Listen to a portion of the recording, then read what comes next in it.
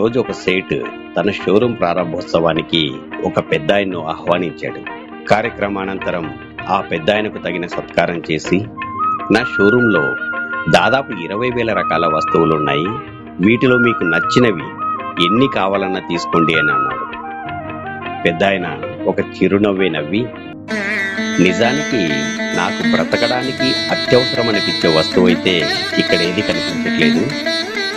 అయినా ఒక మనిషి సుఖంగా ఉండడానికి ఇన్ని వస్తువులు అవసరమంటారా? అసలు మనిషి తన జీవిత కాలంలోనైనా వీటన్నిటినీ వాడగలుగుతాడంటారా? నాకైతే చాలా ఆశ్చర్యంగా ఉంది మరి అన్నాడట. నిజమే కదా, ఎయిర్ ఫ్రెషనర్ లేని కాలంలో ఎంతమంది శ్వాస ఆగిపోయిందని. ఫేస్ వాష్లు వాడకుంటే ఎవరైనా నల్లగా మారిపోతున్నారంటారా? హోమ్ థియేటర్ తెచ్చుకుని ఎంతమంది కళాకారులు అయ్యారో మరి. మృదువుగా, ఒత్తుగా, నల్లగా గెనిగలాడుతున్న వాళ్ళంతా ఎయిర్ కండిషనర్స్ వాడుతున్నట్లని. డైనింగ్ టేబుల్ భోజనం చేసే వారికి మోకాళ్ళ నొప్పులు రావట్లేదా? కొంచెం ఆలోచించండి. హ్యాండ్ వాష్లు లేకుండా ఎంతమంది తాతయ్యల కడుపులో పురుగులు పడ్డాయి చెప్పండి. మనమేదో డియోడరెంట్ రాసుకున్నామని వాసన మూర్చూడ్డానికి మన దగ్గరికి ఎంతమంది వస్తున్నారు? నిజం చెప్పాలంటే నేను సుఖంగా ఉంటున్నాను అని నిరూపించుకోవడానికి మాత్రమే మనం ఇవన్నీ చేస్తున్నాం. కానీ వీటి వల్ల మనం ప్రకృతికి, సహజత్వానికి బాగా దూరం అవుతున్నాం. లేదంటే కొంగలు ఎప్పుడైనా షాంపూతో స్నానం చేయడం మీరు చూసారా? నెమలి తన రంగును కాపాడుకోవడానికి ఏ కండిషనర్స్ వాడుతుంది చెప్పండి? పిల్లికి ఎప్పుడైనా కంటిలో శుక్లాలు వచ్చాయంటారా? ఏ షాంపూలు వాడకుండా కుందేలుకు ఒక్క వెంట్రుకైనా రాలుతుందా చెప్పండి? అంతెందుకు, ఇన్హేలర్లు, బాంబులు వాడకపోయినా కుక్క వాసన పసిగట్టే సామర్థ్యాన్ని ఎప్పుడు కోల్పోవడం లేదే. ఇన్సులిన్ వేసుకోకుండానే తేనెటీగల షుగర్ లెవెల్ ఎప్పుడు అదుపులోనే ఉండడం లేదా?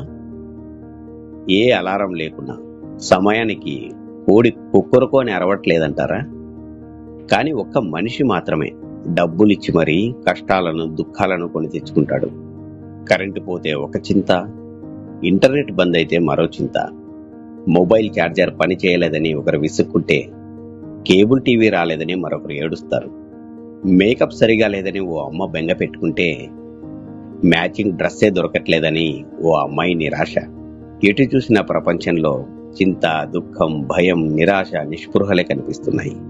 ఒక మనిషి 10 నిమిషాల్లో కనీసం ఓ 20 సార్లైనా అసంతృప్తికి, అశాంతికి, అసహనానికి గురవుతున్నాడనడంలో ఎటువంటి సందేహమూ లేదు. కానీ పచ్చడి మెతుకులు తిని ఆరు బయట చెట్టు కింద ఒక పేదవాడు హాయిగా నిద్రపోగలుగుతున్నాడు. అటువంటి వాడిని ఏడిపించాలంటే మాత్రం ఆ దేవుడి దిగి రావాల్సిందే. సుఖమన్నది వాస్తవానికి ప్రతి ఒక్కరి అంతరంగంలోనే దాగి ఉంది. అది ఆత్మ స్వధర్మం.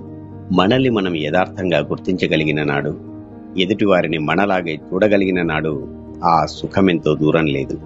కానీ మనమంతా ఆర్భాటాలకు, హంగులకు, ఇతరుల ముందు మనల్ని మనం ప్రదర్శించుకోవడానికి అలవాటు పడ్డాం చూసారా?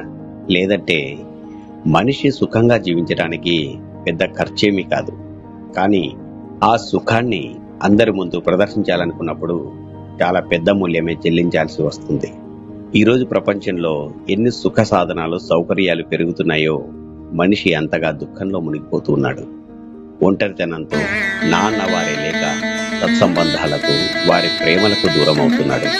మీకు ఇది యథార్థం అనిపిస్తే దయచేసి అందరినీ జాగృతం చేయండి. అనవసరమైన ఖర్చుల నుండి అందరినీ రక్షించండి.